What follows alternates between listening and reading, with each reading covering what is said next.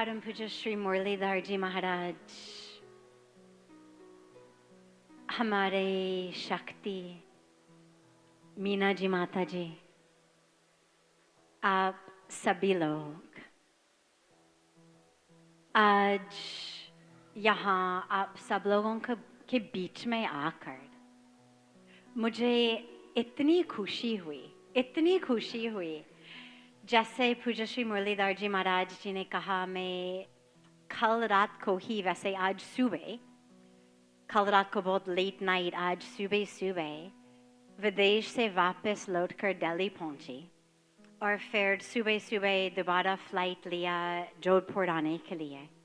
सुबह में इतनी थकी हुई थी, इतने घंटे ट्रैवल करके, और अधिकतर मैं प्लेन में नहीं सोती हूँ, मैं काम करती रहती हूँ, तो सोई नहीं प्लेन में। सुबह में इतनी थकी हुई थी, लेकिन यहाँ आकर इतना जो शक्ति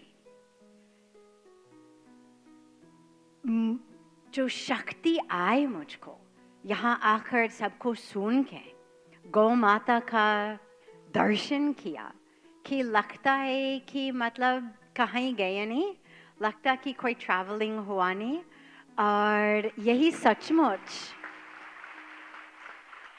यही अध्यात्मता की शक्ति।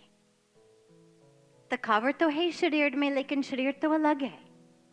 जो शक्ति अध्यात्मता हमको देती है वो अद्भुत है, अद्भुत है। यहाँ जो विवाह, जो भगवान राम, जो सीता माता जी, जो जानकी जी की जो विवाह है, अभी जो मना रहे हैं, ये सचमुच जिस तरह से भारत के लोग विवाह मनाते हैं, ये पूरा विश्व में सबसे अलग है। ये सबसे अलग, केवल 3 दिन की बात नहीं, ये तो हजारों साल के बाद हम मना रहे हैं। 3 दिन अपनी आप बहुत बड़ी चीज है, लेकिन फिर हजारों साल के बाद ये विवाह फिर मना रहे हैं। यही सचमुच अपनी भारतीय संस्कृति की महानता है। इतना ग्रेटनेस, इतना सुंदर था। मैं अमेरिका से हूँ और वहाँ पे शादी 1 घंटे की बात है, ज़्यादा से ज़्यादा 1.5 घंटे की बात है। उसके बाद कुछ खाना पीना हो, फिर मतलब बात खत्म हो गया। अभी मेरा बचपन से बहुत क्लोज दोस्त है, लॉस एंजलिस से, उनका बेटा ने एक इंडियन लड़की से शादी की। वो दोनों अमेरिका में हैं, वहीं मिलके प्यार हो गया और अभी भी उनकी शादी हुआ इंडिया में। तो मेरी दोस्त मुझे बता रही थी कि कमाल है, 4-5 दिन अलग अलग सेरेमनी। यहाँ तो मतलब 1 घंटे की बात है, शादी तो खत्म हो गया। यहाँ तो लगता है कि एक सेरेमनी के बाद एक सेरेमनी के बाद उत्सव उत्सव उत्सव उत्सव, बोले पूरी 1 हफ्ते की हॉलिडे उसी उत्सव में मना रहे थे। वो मतलब बिलीव नहीं कर पाए, उनकी पूरी परिवार अमेरिका से आए, बोले कि किसी ने कभी कुछ ऐसा उत्सव कभी नहीं देखा। शादी तो बहुत दूर की बात है, लेकिन कभी एक ऐसे उत्सव भी नहीं देखा जैसे भारत में हम लोग हर विवाह में मनाते हैं। और जो भगवान राम और सीता माँ का विवाह, ये इतना स्पेशल चीज़ है कि मैं अपने को इतनी भाग्यशाली मानती हूँ। मैं सचमुच में पूज्य श्री मुरलीधर जी महाराज जी से बात कर रही थी सुबह जब मैं आए और वे खत्ता में पधारे थे, कि सचमुच उनकी जो प्रेम और मेरा उनके लिए जो प्रेम और जो रिस्पेक्ट और जो रेवरेंस, वो मेरे को खींच लिया। और मैं इतनी खुश हूँ, इतनी खुश हूँ। कैसे यहाँ गांव में इतना सुंदर, केवल गौशाला नहीं, गौ मंदिर बनाया यहाँ, और भक्ति मंदिर बनाया। हर इंच, मतलब मंदिर तो बहुत है, ये भी भारत की मान्यता है कि हर 10 मीटर की दूरी एक मंदिर हो, लेकिन यहाँ हर कदम एक अपने आप मंदिर है। द ग्राउंड इज अ मंदिर, फर्श एक मंदिर है, जमीन मंदिर है, जहाँ अपने गौ माता जाते हैं, जहाँ अपनी अशोक वर्तिका है, जहाँ हनुमान जी का दर्शन हो रहा है। पूरा जमीन अपने आप एक मंदिर है। इतना दिव्य आश्रम बनाया, और यही ऐसी संस्कृति की संस्कार जो मैं, मतलब आई लव इट।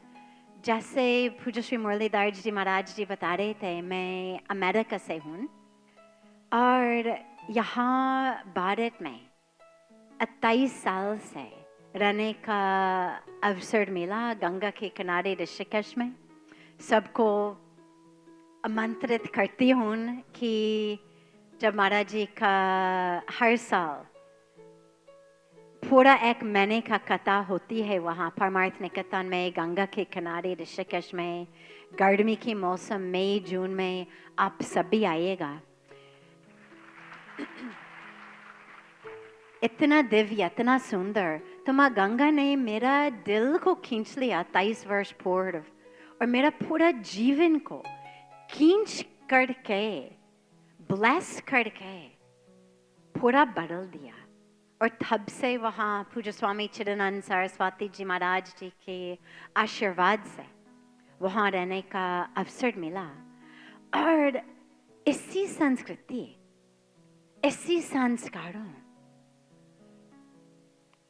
मैं इतना प्यार करती हूँ, इतनी मानती हूँ कि मैं हमेशा शेयर करती हूँ कि अब ऐसे लगता है मुझको कि मैं केवल भारत में नहीं रहती हूँ, बल्कि भारत मुझ में रहता है। और यही संस्कृति, यही संस्कारों, यही कैसे विवाह मनाने का, ये सब सारे विश्व को सीखना चाहिए। ये सीखने के लायक है। ये डॉगमा की बात नहीं है, रिलीजन की बात नहीं है, ये धर्म की बात है। और धर्म तो सबके लिए है। सनातन का यही मतलब, इटर्नल मतलब सब, सदा के लिए और सबके लिए। और खासकर अपने भारतीय लोग अपनी कल्चर को भूलना नहीं चाहिए, भूलना नहीं चाहिए, याद रखना है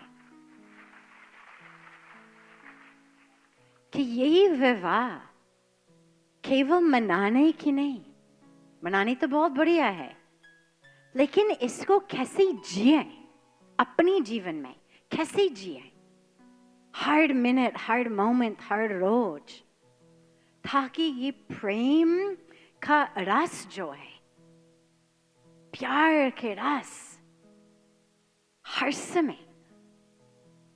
समय होना चाहिए, वो कभी सूखना नहीं चाहिए। ये जो रस, हाउ टू कीप दैट। और जब हम भगवान राम और सीता माँ की शादी की विवाह और उनकी जीवन को देखे, इतनी लेसन्स हमको मिलते हैं। क्योंकि आप देखो, पहले हम जानकी जी की दृष्टि से देखें, आप सोचिएगा जब शादी की तो उनको लगा कि मैं एक प्रिंस से शादी कर रही हूँ, इसी फैमिली में शादी कर रही हूँ। उनको वो सोच ही नहीं था कि मैं वनवास में जाना पड़ेगा। और जब हुआ तो कितना आसान होते कि भगवान राम को कह देते कि देखो, वनवास तो आपको हुआ, मुझको तो नहीं हुआ, आप चले जाओ, आप अपनी जीवन जियो, मैं अपनी जीवन जीऊंगी, आप जब वापस आ जाएंगे तो आपका स्वागत। कितना आसान होता, लेकिन नहीं, उन्होंने कहा कि जहां मेरा पति वहां मेरा जीवन, जहां मेरी पति वहां मेरा परिवार, जहां मेरा पति वहां मेरा धर्म, वहां मेरा कर्म, वहां मेरा सब कुछ। और इतनी बड़ी लेसन है, क्योंकि आप सबको पता है जीवन में, और खासकर गृहस्थ आश्रम की जीवन में चीज होता है जो हमने एक्सपेक्ट किया। ऐसे नहीं कि हमेशा ऐसा है, जो हमने एक्सपेक्ट किया और जो होता है वो अलग अलग है। और एक दिव्य गृहस्थी is not based on जो मैंने एक्सपेक्ट किया वही मिला, बट मैं कैसे अपने को हर मिनट हर मोमेंट एडजस्ट करूं और याद रखूं कि ऐसे नहीं कि मेरी एक्सपेक्टेशन फुलफिल हो जाए, मेरा धर्म फुलफिल होना चाहिए। और वो जानकी जी ने हमको इतना सुंदर से सिखाया। आजकल अगर ये आजकल होते हैं, जैसे कहीं ने कहा ये सारे शर्ट लगाए, तो कहते थे कि अच्छा मुझे लगता है कि शायद हमको अलग जीवन जीना चाहिए, हम इसी घर से थोड़ा सा अलग हो जाएं, अपने घर बनाएं, हम क्यों के नीचे जीना चाहिए। आजकल हम सुनते रहते हैं सारे यंग मैरिड कपल्स ऐसे सोचने लगे कि अरे उनके नीचे क्यों जीना चाहिए, हम अलग जीवन जिए, अलग घर बनाए, अलग ये करें, उनकी अनुसार से हमें क्यों जीवन जीना चाहिए। कितना आसान होते, लेकिन नहीं, बिल्कुल जो उन्होंने कहा, प्रणाम करके बिना कंप्लेंट, बिना ग्रम्बलिंग, बिना लड़ाई, बिना कुछ भी, प्रणाम करके स्वीकार करके और अपना धर्म की यात्रा पे चले। जो एक्सपेक्ट किया उससे काफी अलग, लेकिन वो अपना धर्म। और भगवान राम अपने दिव्य मर्यादा पुरुष कितना आसान होते जब फाइनली सीता माँ से मिला, बचाया, मिलाया, कितना आसान होते कि अरे लक्ष्मण ने तुमको कहा कि इसी लाइन के बाहर मत जाओ, देखो तुमने क्या किया, इतना मैस किया, क्यों नहीं सुनते हैं। कितना आसान होते डांट लगाना जैसे हम लोग करते आपस में, लेकिन नहीं। पर आप सोचो अपने घर में, अपने परिवार में, अपने समाज में अगर ये होते तो जरूर डांटते, अरे तुमने क्या इतना मैस किया, देखो कितना परेशान में हम थे, सबको इकट्ठे करना पड़ा, इतना मेहनत करना पड़ा क्योंकि तुम सुनते ही नहीं है ना। दोनों ने अपने धर्म को इतना सुंदर से, इतना दिव्यता से समझ लिया, स्वीकार किया, जिया। कोई भी कंप्लेंट, बस केवल प्रेम, प्यार, भक्ति, धर्म, यही हमको सीखना चाहिए। यही विवाह केवल 3 दिन के लिए, 4 दिन, 5 दिन के लिए मनाने के लिए नहीं, ये जीवन जीने के लिए है कि हम कैसे भगवान राम के जैसे, सीता माँ की जैसे अपने परिवार में हम कैसे जिए। हम कहते हैं गृहस्थ आश्रम, अब सोचो हम बहुत आसान से कहते थे गृहस्थ आश्रम, लेकिन ये छोटी सी चीज नहीं है। आश्रम, आश्रम का मतलब क्या है?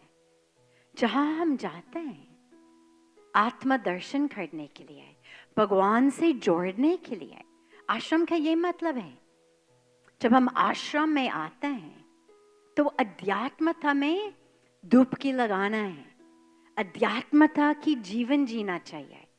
तो जब गृहस्थ आश्रम हो, इसका मतलब है कि मेरी गृहस्थी की थ्रू, गृहस्थी की माध्यम से मैं आत्मा दर्शन करूं, मैं सेल्फ रियलाइजेशन, गॉड रियलाइजेशन उसका प्राप्त करूं।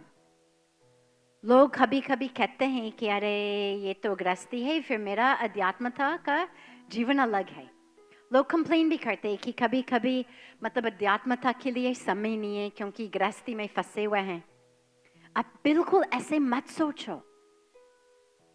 गृहस्थी कुछ ऐसी चीज नहीं है जो फंसाते हैं, एक आश्रम है अपने आप।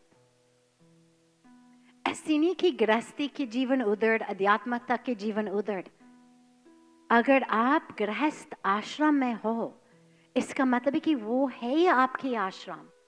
उसी के माध्यम से आपकी स्पिरिचुअल ग्रोथ, स्पिरिचुअल एक्सपीरियंस होना चाहिए।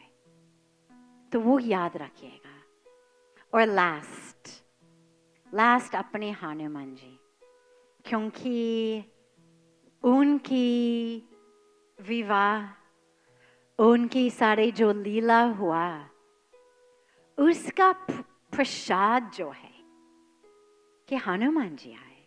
और हनुमान जी हम सब लोगों के लिए आए, और आज तक हनुमान जी से प्रेरणा लेके हम सभी अपनी जीवन जी रहे। और जब उनकी मूर्ति आज मैंने देखा, और देखा कि कहाँ आप बैठे हैं सुबह, और हर एंगल से उनकी दर्शन होती इतनी सुंदर से।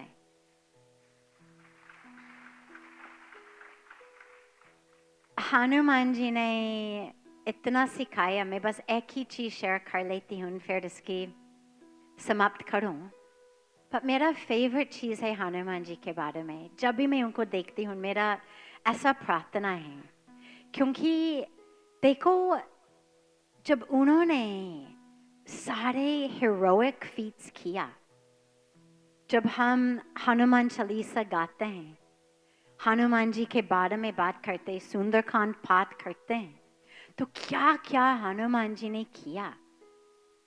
पूरा समुद्र को पार किया, पूरा हिमालय को उठा के लेकर आए, सब कुछ किया।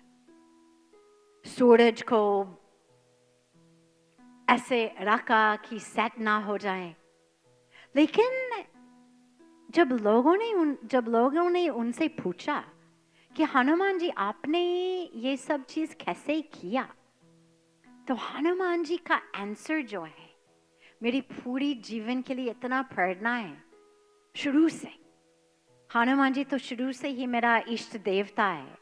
मुझे याद है जब पूज्य स्वामी जी महाराज ने मुझे रामायण दिया, मेरा सबसे पहले हिंदू धर्म का पुस्तक मिला था, एक भारतीय विद्या भवन का एडिशन, पूरी अंग्रेजी में, छोटा सा 150-200 पेज का था। तो जब पढ़ लिया तो ऐसे प्रेरणा लिया।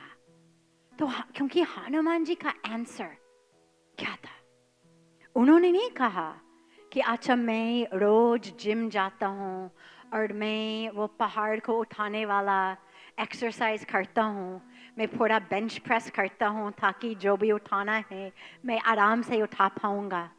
ये नहीं कहा। यही नहीं कहा कि मैं कोई स्पेशल टॉनिक या स्पेशल विटामिन्स ले रहा हूँ, या मेरे पास कोई स्पेशल मंत्र हो। यही भी नहीं कहा कि क्या आपको पता ही नहीं कि मैं कौन हूं। ये भी कह सकते थे कि अरे मैं तो कोई ऑर्डिनरी मंकी नहीं हूं, आपको पता ही नहीं है कि मैं कौन हूं। यही नहीं बोला। हनुमान जी ने क्या आंसर दिया, ये सबके लिए जीवन का मंत्र है। उन्होंने कहा मैं बस भगवान राम का नाम लेके, और हो जाता है, हो जाता है। यही भक्ति की शक्ति है, और यही भगवान राम और जानकी जी की विवाह का प्रसाद है कि अब हनुमान जी से ये आशीर्वाद, ये प्रेरणा हम सब लोगों को अपने जीवन में लाने का अवसर मिल रहा है। तो अब पूज्य श्री मुरलीधर जी महाराज जी ने इतना सुंदर कार्यक्रम किया। कम से कम केवल आनंद लेने की बात नहीं है, इसका संदेश अपने जीवन के लिए लेना चाहिए। और सबसे लास्ट अपने संत पद्माराम जी, जिनकी वजह से ये गौशाला यहाँ बने हुए हैं। और मैं उनका नाम इसलिए ले रही हूँ, 2 कारण। नंबर 1 गौशाला, क्योंकि इतना सुंदर दान है। लेकिन क्योंकि जब वो आश्रम आए परमार्थ निकेतन में, तो हम उसी समय पूज्य स्वामी जी का 70th बर्थडे मना रहे थे। और उनकी 70th बर्थडे में हम अनाउंस कर रहे थे कि 70,000 पेड़ लगा रहे थे, वृक्ष लगा रहे थे, ट्री प्लांटेशन। और पूज्य स्वामी जी महाराज सबको प्रेरणा दे रहे थे, सबसे संकल्प करा रहे थे कि सब भी अपने घर जाके पेड़ लगाएंगे। और श्री पद्माराम जी महाराज जी ने कहा कि मैं 81 years हूँ, तो मैं जाके 81,000 वृक्ष लगाऊंगा। और लगाया उन्होंने केवल एक ही शर्त लगाया कि आप सबसे पहले वृक्ष के लिए आएंगे और सबसे लास्ट वृक्ष के लिए आएंगे। और पूज्य स्वामी जी और पूज्य श्री मुरलीधर जी महाराज गए थे सबसे पहले वृक्ष और सबसे लास्ट वृक्ष। तो यही प्रेरणा भी हम सबको लेना चाहिए, खासकर राजस्थान में, कि जितना वृक्ष, जितना पेड़ हम लगा सकते हैं वो जीवन है। अपने लिए नहीं, अपने बच्चों के लिए, अपने ग्रैंड चिल्ड्रन के लिए और पूरा विश्व के लिए। लास्ट अगेन आप सबको परमार्थ निकेतन आने के लिए आमंत्रित करती हूँ। कभी भी आप आइएगा गंगा के किनारे, और खासकर जब पूज्य श्री मुरलीधर जी महाराज जी का दिव्य 1 महीने का श्री राम कथा हो रहे होगा, आप सभी का गर्ड है, आप सभी आइएगा। जय श्री राम, जय श्री कृष्णा। बहुत बहुत आभार श्रद्धेय साध्वी भगवती सरस्वती जी का। आप सोचें, यूएस अमेरिका जाने के लिए हमारे भारतीय कितने ललायित हैं प्रदीप जी। लोग बिना वीजा के जाते हैं, छुप के। लेकिन अमेरिका का सबसे महंगा, सबसे स्वच्छ, जहां सबसे ज्यादा, हमारे यहाँ मुंबई में सबसे ज्यादा हीरोज रहते हैं, फिल्म स्टार, और वहाँ सभी, जहाँ जिस साध्वी जी का जो घर है वहाँ हॉलीवुड के सभी कलाकार रहते हैं। ऐसी महंगी जगह, इतना स्वच्छ अमेरिका में रहने वाली आप इस देश में आई, माँ गंगा को देखा नहीं, माँ गंगा की हो गई। तब से भारत में ही नहीं अपितु विश्व के प्रत्येक देशों में आप जाती हैं और भारतीय संस्कृति का प्रचार प्रसार करती है। क्योंकि यहाँ वालों को तो हम लोग समझा देते हैं, पर वहाँ वालों को हम भी नहीं समझा सकते, क्यों, हमें लोगों को अंग्रेजी आती नहीं है। तो वहाँ हमारा प्रतिनिधि करती हैं सदैव भगवती जी, और हमारे सनातन धर्म का वहाँ प्रसार प्रसार करती हैं। तो मैं पुनः आपके आगमन पे बहुत बहुत आपको वंदन करता हूँ। आप आई, आपका पहली बार ही आश्रम में आना हुआ। बात तो होती रहती है, लेकिन हमेशा कहती हैं कि आऊँगी महाराज जी, आऊँगी। लेकिन इस बार मुझे कहा कि ऐसे तो मेरा यूएस प्रवास है, मुझे वहाँ 2-4 उद्बोधन भी देना है, पर मैं आऊँगी केवल आश्रम में आके यहीं से वापस यूएस चली जाऊँगी। ये अपने यहाँ कार्यक्रम के लिए आई है आयोजन में, और वापस शायद विदेश गमन करेगी।